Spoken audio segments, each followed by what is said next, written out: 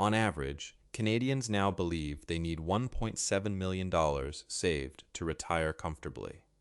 That number is up from $1.54 million just a couple of years ago, and it's part of why 36% of you have quietly decided you'll never actually get there. That's a jump of more than 10% in expectations in just a couple of years. While paychecks for most people nearing retirement haven't moved anywhere close to that fast. No wonder the number feels increasingly out of reach. There's a problem hiding inside that number, and it isn't small. The $1.7 million figure comes from a household survey. It describes two people combining their savings under one roof, splitting one property tax bill, one hydro bill, one car insurance renewal. Most people who see the headline assume it describes them as an individual. It doesn't. Split the number the way it's actually meant to be split, and the real target for a single person lands closer to $850,000. That's not a small correction. That's the difference between feeling permanently behind and feeling like you might already be close. I want to be clear about something before we go further. $850,000 is still real money, and saving still matters. What I'm going to show you is where CPP and OAS quietly carry more of your retirement income than most people give them credit for, and how that changes the actual dollar figure you personally need to hit. By the end of this video, you'll know your own version of that $850,000 number, not the one built for a household that may look nothing like your life. You'll also see where that number moves if your own savings sit well below it, because $850,000 isn't the floor either. That BMO survey number everyone quotes was never designed to describe a single person. It measures household expectations. For a couple, $1.7 million gets split between two people, on top of 2 CPP checks and 2 OAS checks landing every month. For someone retiring on their own, that household math simply doesn't apply, and the real target drops by roughly half to $850,000. Here's what most retirement conversations skip entirely. Before you save a single dollar, the government already builds you a floor. In Canada, that floor is CPP and OAS, and it's protected against inflation for the rest of your life. Add the average CPP payment, about $925 a month, to the maximum OAS payment for this quarter, $742.31 a month, and a single retiree starts with roughly $20,000 a year before touching a cent of savings. That's not a projection. That's not a number that depends on the market cooperating. It arrives every month, whether stocks are up or down. Think about your own bills for a second. Your property tax bill doesn't shrink because 2 more people move in down the street. Your hydro bill, your car insurance renewal, your grocery bill, they scale with the household, not per person sitting at the table. A couple pooling 2 CPP checks and 2 OAS checks against one shared set of bills is in a very different position than someone paying every one of those bills alone. Statistics Canada tracks this same pattern in household spending data. 2 people living together spend meaningfully less per person than someone living alone because the big fixed costs, housing, utilities, insurance, get shared instead of duplicated. That's the part the headline survey skips. This is worth sitting with for a second, because I've sat across from people who saw that $1.7 million headline and felt sick about their own numbers without anyone ever explaining it was built for 2 people, not 1. That's not your fault. Nobody hands out the fine print with these survey results. There's also a reason big, scary numbers like this get repeated so often. When people feel behind, they're more likely to accept the first recommendation put in front of them, high fees and all, just to feel like they're doing something. Nobody has to be a villain for that to happen. It's just what happens when a number is built to grab attention, not to describe your actual life.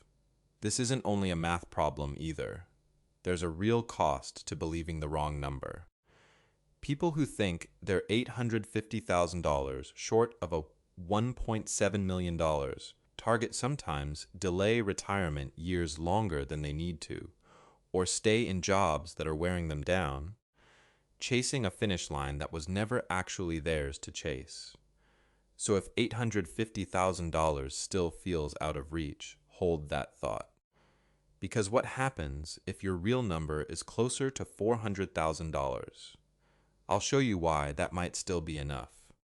Forget the headline number for a second and look at where most Canadians actually land. Call it the $400,000 to $600,000 reality path, because that's where most near retirees I talk to actually sit, not at $1.7 million and not even at $850,000. I used to think that unless someone hit the $1 million mark, they'd be counting pennies in retirement. I was wrong about that. I've watched retirees with $500,000 and a paid-off house live more comfortably than people with $2 million, and a mortgage payment still hanging over their heads every month. Averages behave strangely when a small number of very wealthy households are mixed in with everyone else. A handful of people with $5 million or $10 million in savings can pull a national average up dramatically, even though they represent a tiny slice of actual retirees. Most people never notice this, because a headline number doesn't come with a note explaining who's actually driving it. The result is a target built more around the top end of the wealth range than around the household living next door to you. Here's the math behind that. Take a $500,000 portfolio. Using a safe withdrawal rate of 4%, that's $20,000 a year from savings. Add the average CPP and OAS floor we just walked through, about $20,000 a year, and you're at roughly $40,000 a year in gross income. That 4% figure isn't arbitrary. It comes from decades of market history, showing that a retiree withdrawing around that share of their portfolio each year, adjusted for inflation, has a strong chance of the money lasting 30 years without running dry, even through a downturn. It's not a guarantee, but it's a reasonable starting point for this kind of math. Now here's the part the $1.7 million headline never accounts for. If your house is paid off, $40,000 gross in retirement can feel closer to what $70,000 felt like while you were working. You're not paying a mortgage anymore. You're not contributing to CPP or EI out of every paycheck. You're not setting money aside for retirement because you're already living in it. Picture the actual bills coming out of that $40,000. Property tax, once or twice a year. Hydro, every month, higher in the coldest stretch of winter. A car insurance renewal that always seems to land at the worst possible time. A pharmacy co-pay here and there as prescriptions start to add up. None of those costs care whether your headline number is $500,000 or $1.7 million. They care whether the income covers them, month to month. None of this means $500,000 is a magic number, or that saving more doesn't help. It means the gap between not a millionaire and not going to be okay is a lot smaller than the survey headlines make it sound. That gap matters because it changes the whole conversation people have with themselves. Someone staring at $500,000 next to a $1.7 million headline feels like they've fallen desperately short. Someone looking at that same $500,000 next to a paid-off house and roughly $40,000 a year in income sees a plan that might actually hold up. But there's a catch sitting inside all of this, and it trips up more people than almost anything else in retirement planning. It's what I'd call the max CPP myth, and if you've ever looked at a number on a government website and assumed it was your number, you'll want to hear this next part. Look up the maximum CPP payment for 2026, and you'll find $1,507.65 a month. A lot of people see that number, plug it into their own retirement math, and assume it's roughly what they'll get. Almost nobody actually gets that number. To hit the maximum, you need to have earned at or above the year's maximum pensionable earnings, $74,600 in 2026, for close to 39 years with barely a gap. Time off for raising kids, a layoff, a stretch of part-time work, a few years running a small business that didn't pay much at first. Any of that pulls your number down from the maximum. There's a reason this mix-up happens so often. The projections built into these headline figures assume steady, maximum earnings every single year, right up until you actually stop working. That assumption looks fine on paper. In real life, incomes dip, jobs change, and people retire a year or two earlier than planned. Each of those small shifts nudges your real number further from the one everyone quotes online. This matters more than it sounds like it should, because plenty of free retirement calculators quietly default to that maximum figure unless you go in and manually correct it. Nobody hands you a warning that the default assumption is the optimistic one. You just see a projected number that looks reassuring, and you move on without realizing the whole projection was built on a version of your working life you didn't actually have. It's not your fault if you assumed otherwise. Your own CPP statement isn't designed to mislead you, but it's easy to glance at the maximum figure everyone quotes and assume that's close to your reality, especially if you've worked steadily most of your life. The number that actually matters for most people isn't the maximum. It's the average, which sits at about $925 a month for someone starting at 65. If your working years included any gaps, lower income stretches, or an early retirement, your real number is probably closer to that average than to the headline maximum. Here's why this matters for the math we've been building. If your floor income is lower than you assumed, the $850,000 target, or even the $500,000 target, shifts with it. But before you worry about that, there's one lever almost nobody uses that can push your CPP number back up permanently. It doesn't cost you anything extra. It just costs you patience. Statistics Canada's own numbers show that a 65-year-old today has a real chance of living well into their 90s. That changes the math on almost every retirement decision, especially the one about when to start CPP. For every month you delay CPP past 65, your payment goes up by 0.7%. Wait the full 5 years until 70, and that adds up to a 42% permanent increase for the rest of your life. Compare two people to see what that actually means. Person A takes CPP at 60, the earliest age allowed, and locks in a payment that's 36% lower than it would have been at 65, permanently. Person B holds off, using savings or an RRSP to bridge the gap between 65 and 70, then starts CPP at 70 with that 42% increase built in. The bridge itself works like this. Instead of taking CPP early, Person B draws a similar monthly amount from their own RRSP or savings for those 5 years, essentially paying themselves the income CPP would have provided anyway. Once they turn 70 and CPP switches on at the higher permanent rate, their own savings can step back and let the government check carry more of the load. If both live into their 90s, and Statistics Canada's data says that's a real possibility, Person A can end up more than $100,000 behind in cumulative inflation-adjusted income by their mid-90s. That's not a small rounding error. That's years of extra grocery bills, hydro bills, and pharmacy co-pays that Person B's higher monthly check covers without a second thought. None of this is free, and I'm not going to pretend it is. Waiting means drawing down more of your own savings in your late 60s to cover the gap. You're trading some of your own money now for a government-guaranteed income later, one that goes up every year with inflation, and that you can never outlive, no matter how long you end up living. This isn't the right move for everyone.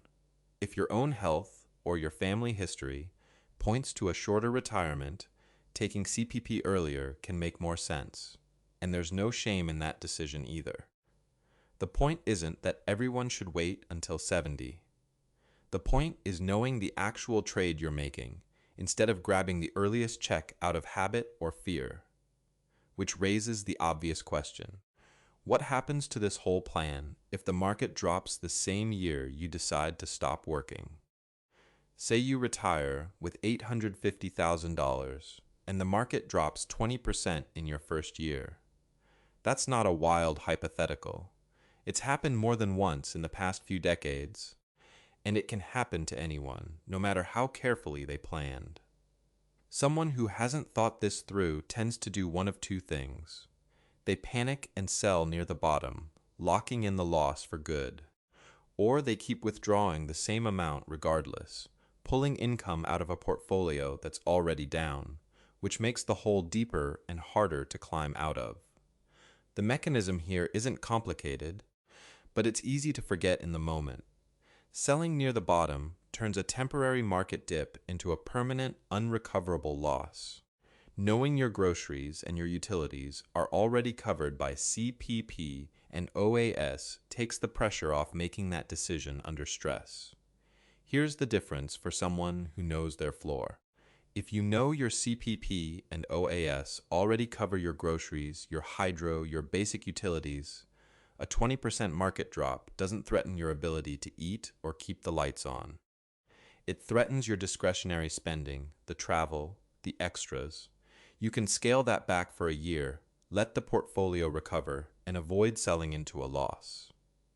I've sat across from couples who went through exactly this, a real market drop, right around when they stopped working. What got them through wasn't a clever trading strategy. It was knowing their floor income covered the basics, so they never had to consider selling the house just to make it through a rough year. That's the kind of peace of mind a survey number can't hand you if you don't already have a plan for the bad years, not just the good ones. If you're between 55 and 65 and trying to work out your own real number instead of a bank survey average, that's exactly what this channel is for. Subscribe, and we'll keep building out these numbers together, one real situation at a time. Here's how to find your actual number, not the household survey average. Start with your floor. Log into My Service Canada account and pull your real CPP estimate, the one based on your actual contribution history, not the maximum everyone quotes. Add the current OAS payment, $742.31 a month for this quarter if you're between 65 and 74. That combined monthly figure is your floor income, guaranteed and inflation protected. Next, take your desired annual spending and subtract that floor. What's left is your income gap, the part your own savings actually need to cover. Multiply that gap by 25. That's your personal version of the $1.7 million headline. For a lot of people doing this exercise honestly, that number lands closer to $500,000, sometimes lower. One more piece worth building into the plan. If your income in retirement creeps above $95,323 in a given year, OAS starts getting clawed back, 15 cents for every dollar over that line. That threshold isn't a cliff, it's a slow taper, but it adds up quickly if you pull a large lump sum out of an RRSP or RRIF in a single year. If you're close to that line, leaning on your TFSA instead of fully taxable withdrawals can help keep your taxable income lower and protect more of your OAS. This isn't complicated math. It takes about 10 minutes with a pen and an honest look at your own spending, and what comes out the other side is worth more than any survey headline could tell you. Your floor, your gap, your multiplier. That's the whole calculation, and it's yours, not a survey average built for someone else's household. Write those three numbers down.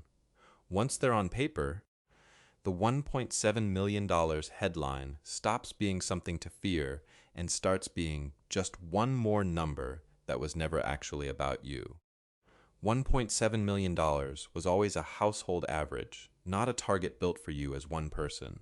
Once you account for your own CPP, your own OAS, and the floor those two programs quietly build under your retirement, the number you actually need to save is often less than half of what the headlines claim.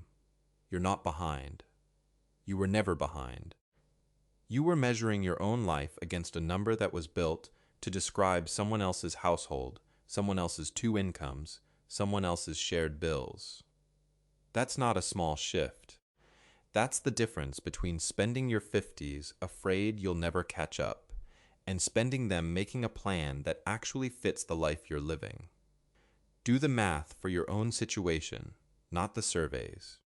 If this helped you see your own number a little more clearly, subscribe and we'll keep working through the Canadian retirement system, one real number at a time.